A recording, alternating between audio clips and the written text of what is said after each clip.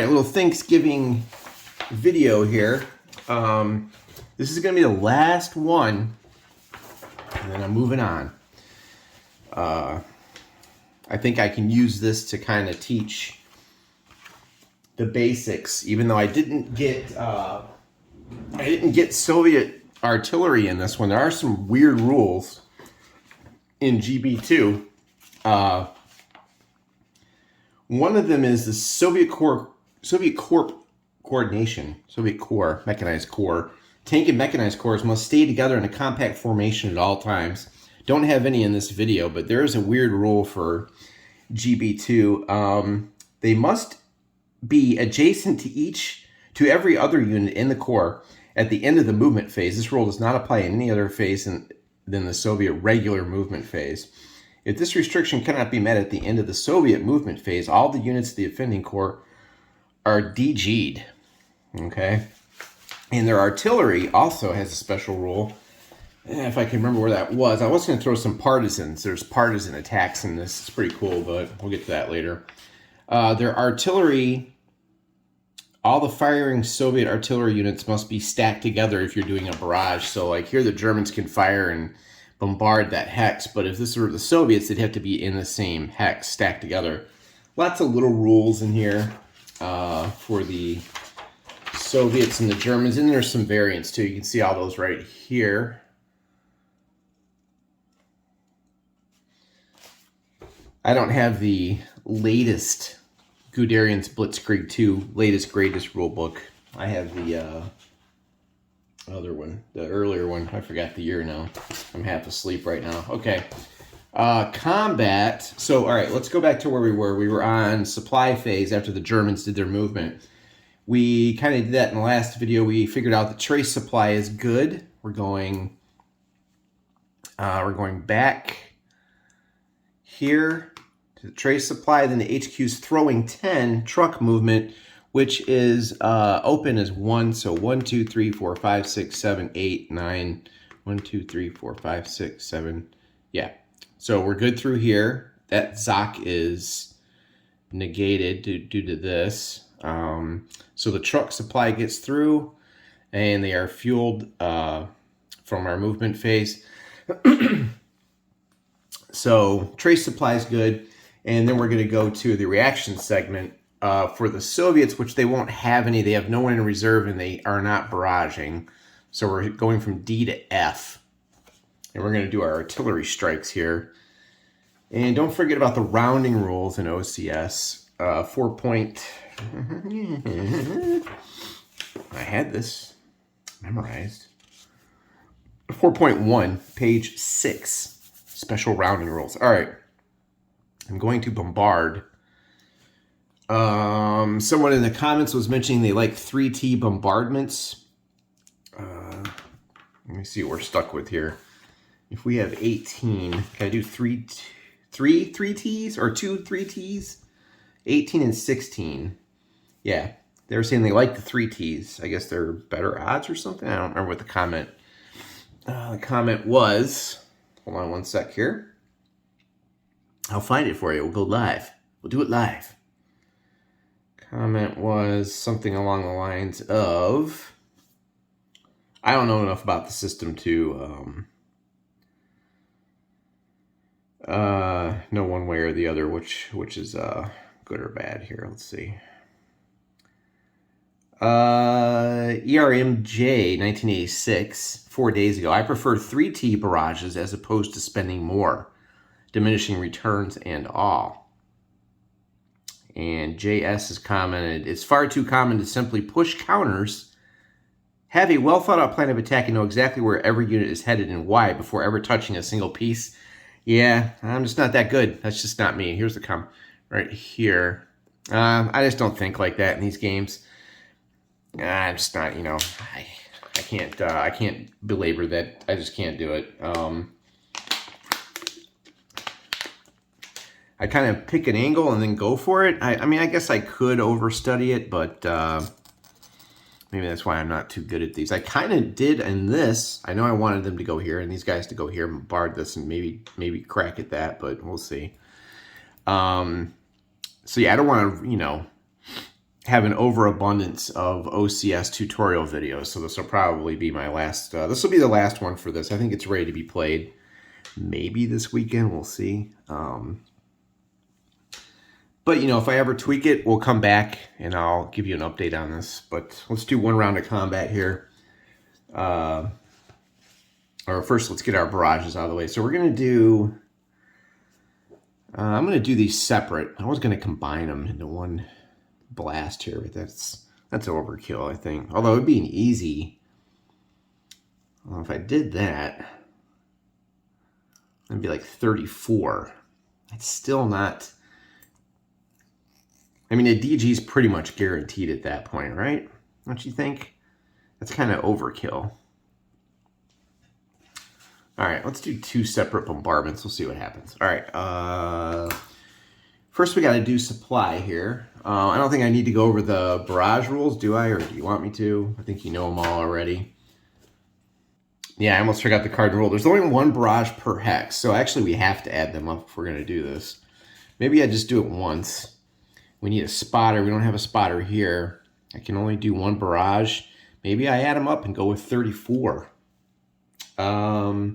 Supply for a multi-unit barrage must come from the same HQ or from the same supply dump if no HQ is used.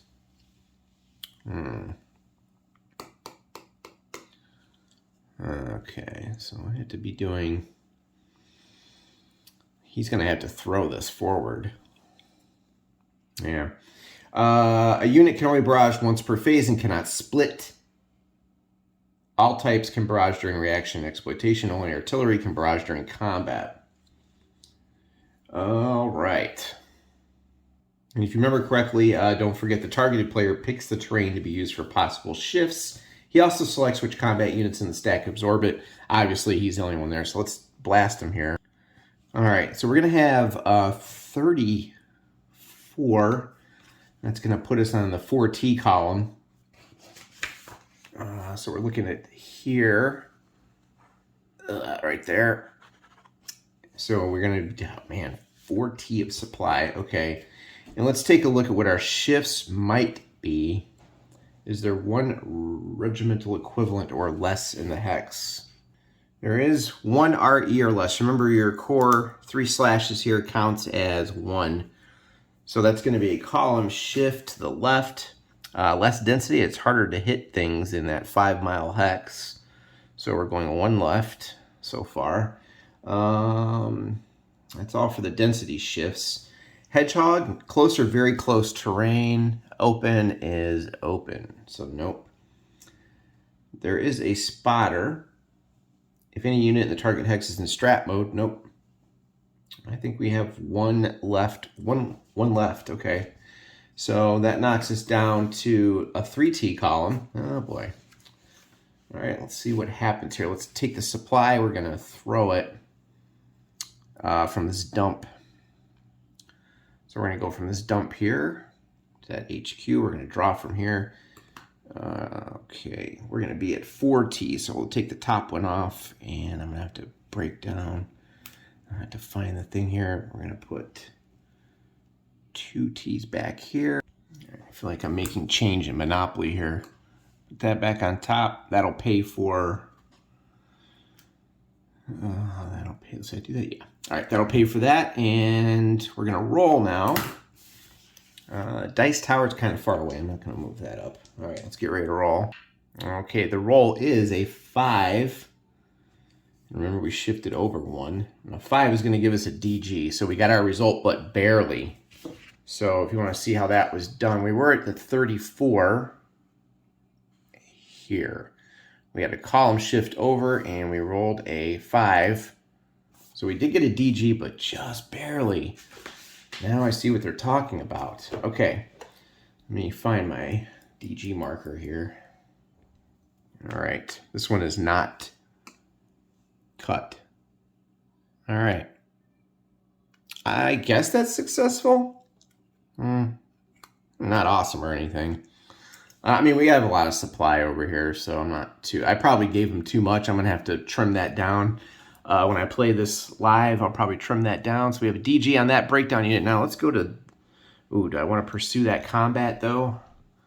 All right, let me get my tripod fixed here. Do I want to pursue this? Knowing with the DG, he's pretty messed up, but the minor river is that's kind of annoying. Your major rivers on these maps have dark blue in the middle like this, in case you're wondering. On the Guderian's Blitzkrieg. Do I want to pursue this? We're going to be halved. Oh boy, let's see. Oh yeah, that's a fuel. Oh, we still have 1 SP right there. They could actually use that to... that truck, that intrinsic, so 14. Well, each one's halved individually, and then you gotta use that special rounding garbage, so I don't know, man. Well, you know, you only live once, right? I say we go for it. Okay, so let's do everything right here in order. Barrage segment, artillery only. All right, so we're done. We're gonna go to the combat segment and hope we can get some exploits here. Now we're gonna do the good stuff. Okay, so I think I'm gonna go ahead and launch an attack across this minor river, and we'll go for it. 2nd Panzer. We've got some motorized infantry here, the 2nd and the 304th. Yeah, let's give it a shot. It's a breakdown unit. What's the worst that could happen? And it's DG too, so everything across a minor river is 1/2. And the defender gets to pick the terrain feature. Of course, you know, he's in the open, so he can't really, it's not like he's gonna, you know, choose, unless he was in something here, but he's gonna pick that, he's gonna pick this as the terrain, the minor river. And if you look here on this very handy little sheet, I'm gonna try to get this in focus. Minor river, half. The brackets affects attackers only. All right, so this is going to be interesting. Let's add these up and see what we get here. All right, so remember, round the final odds in combat, but do not round the fractional strength. So we're looking at you know, half. So we don't round the fractional strength. So 3.5 and 3.5, add that together, that's 7. All right, obvious math there. Nothing to round. Now, barrage factors are combined and rounded to determine the column. There's nothing weird happening there. Players will often be required to round decimals to whole numbers. So if I did this right, I think we add these up and you're just going to get 7, 3.5, 3.5, 7. Nothing to round up. So we have a 7 attack total, which turns out right. Now, the breakdown unit is DG'd. And if you're wondering about supply, before I go on, you expend your supply, and then we're going to check our surprise roll. The supply for the attacker is going to be, I think if I do this right, it's 1 T per attacking step. I believe we've got 2 steps here, so it's going to be 2 tokens. The truck has 1 SP on it. So that's what I'm not entirely sure how to handle these trucks. If I take it off the truck, does the truck counter disappear and I put 2 Ts out there? Because I need 2 Ts out of the 1 SP. Because remember, the intrinsic ones can't leave their stuff on the board. I think what you do is you just put, correct me later if I'm wrong, but I think you just put the 2T under the truck, if I'm not mistaken, because that's all he's got left. So I'm just going to pull that from the truck. And what I'm going to do is flip it over so you don't see the F anymore for full. Oh, God. Oh, God. I'm getting too old for this. Bear with me. All right, and put the 2T underneath. And then we're going to put that like that. Oh, boy. Okay. And then we're going to put these back on top. Oh, very steady. Steady hands of a surgeon. I think that's how you do the intrinsic truck. Let me know if I did that wrong. All right. So we pay for that. The defender is 2T per combat. He's going to pull that from here. Oh boy, this is going to be fun. In Dankov. So you're easily within the range of the depot, the dump. Oh boy. Very steady hands here. All right, you didn't see it. I paused it. Ha ha ha. I pulled 2T out of there. There's still, this is why old wargamers play computer games. There's still some supply left. I probably gave him too much too. I mean, look at this. He's still got a lot left. Man, I couldn't imagine how these guys balanced the actual real scenarios when they publish these things. I'm guessing that's why these games take so long.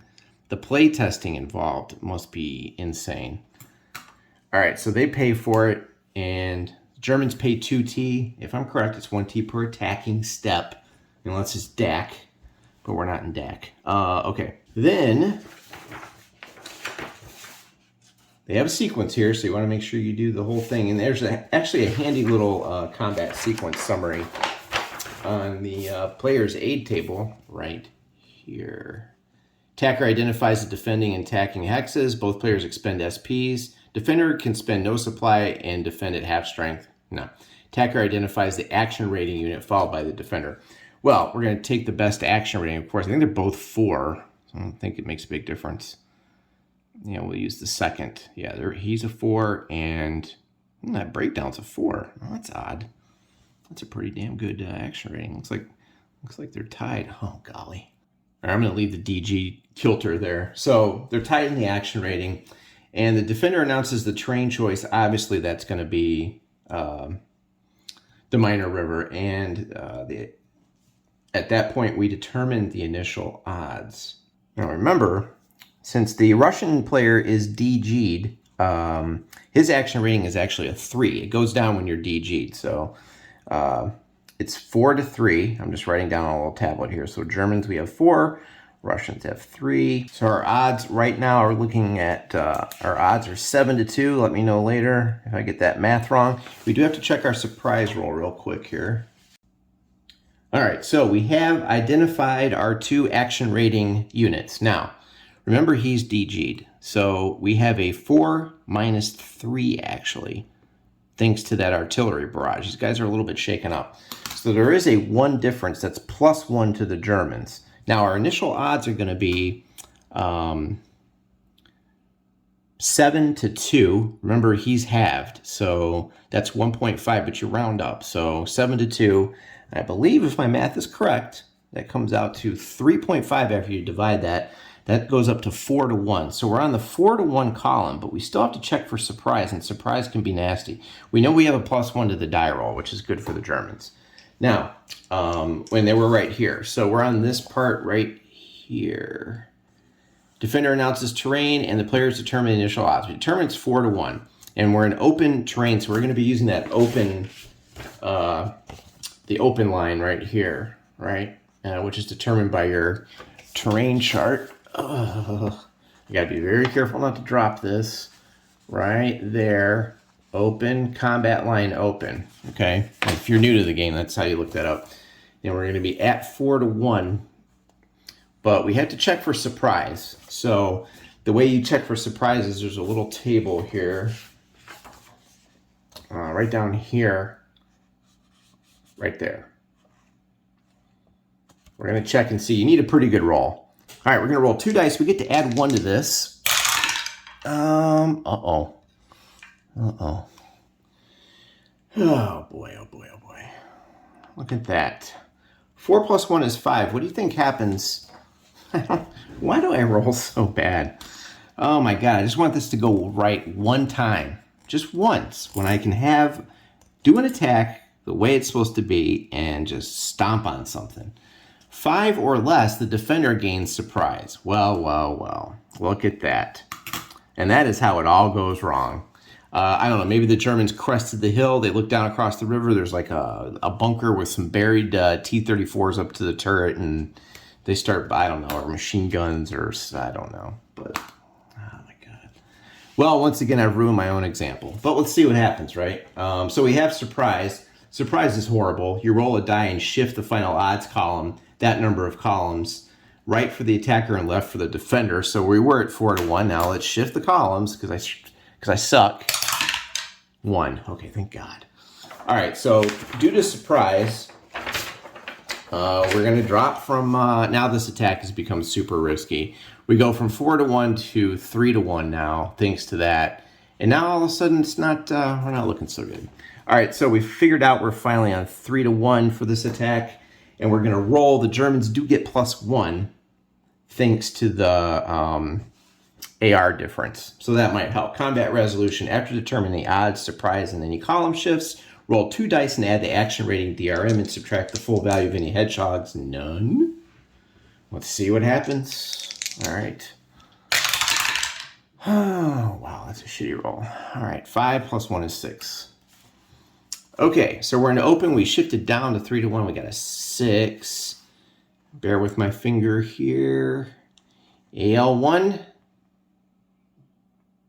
DO1. All right, so you're probably wondering what that means. Let's go over it. I got some weird results on these. Okay. All right.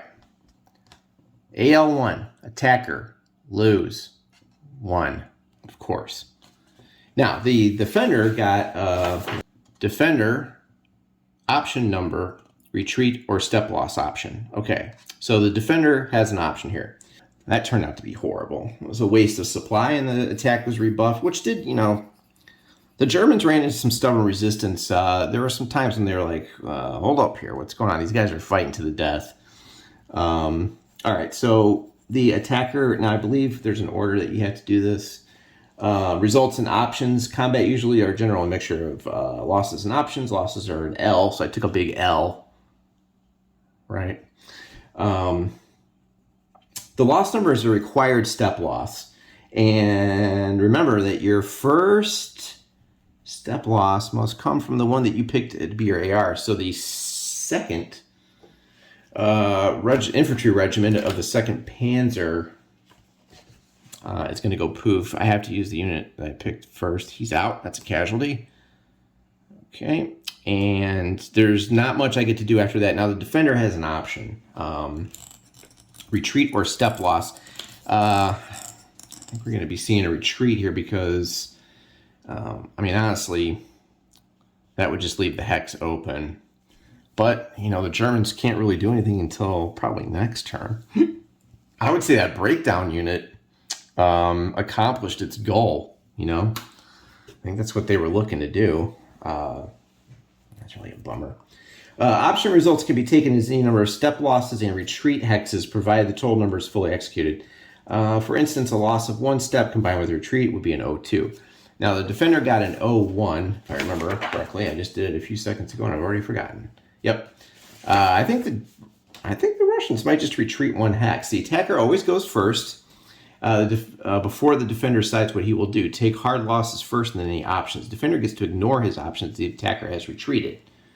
The attacker must always fulfill his option results. A multi-step unit missing 1 or more steps halves its combat strength. We don't have to worry about that. Options that are not taken as step losses must be retreat. All units involved must retreat a number of hexes equal to the remaining option result, which is 1. Retreat path does not have to be a straight line. It can zigzag. I don't think we really have to worry about that here. It's going to be straight back, basically. Players retreat their own units. Retreating units can enter as a stack or split up. So I think we're going to take that as a retreat. If all the defenders are destroyed or retreat, attacking units can enter the defender's hex. Only those units that paid combat. So I can advance. I forgot about that. The front is shifting. All right, so now it's up to the attacker to decide if he wants to take that hex. So I'm going to do it. I'm going to move him up. Remember, he's still DG'd. Yeah, I'm going to do it. Let's do it. Let's go across the river. We accomplished our goal, but we took some serious losses. Okay, next combat is going to be over here, but I think you guys get how it goes. This is going to be, I think this is going to be a bloodbath. If I wanted to, I think just 1 stack is all I need here, because if you look at this, it's going to be nasty. It's like 6, 12, 15, and we do have anti-tank effects. We have AT effects due to this unit, which is only times 1.5. Now, normally armor, let's see. Okay, and mechanized is, that red is mechanized. Armor and mech is times 2 in the open, but we have some anti-tank effects here. I don't know if you guys want me to read that rule or you want to know how it's done, but I'll explain it to you. I think this is going to be a bloodbath, and I don't even think I have to use this stack. I think this is going to be nasty. But let me explain the anti-tank effects if you're new to OCS. 9.4E is where we're going to be looking. A ×2 terrain effect for attacking armor or mech is sometimes reduced to 1.5. Do this when the defender's hex has the same or higher level AT effects. How do you determine that, Hudson? Well, yellow-coded and red-coded units with tank symbols, such as this and this, you're really looking for the AT effect here. So basically what you ask yourself is, does the defender hex have the same or higher level of AT effects? And it has the same or higher. So it's the same here, and this is light and this is heavy. So it's better here. So yes, there are anti-tank effects. So it's only going to be 1.5 on the attack. But either way, this is going to be a nasty attack. I think it's going to be a blowout. So just be careful that a tank symbol, this is armored recon right there, not a full tank symbol.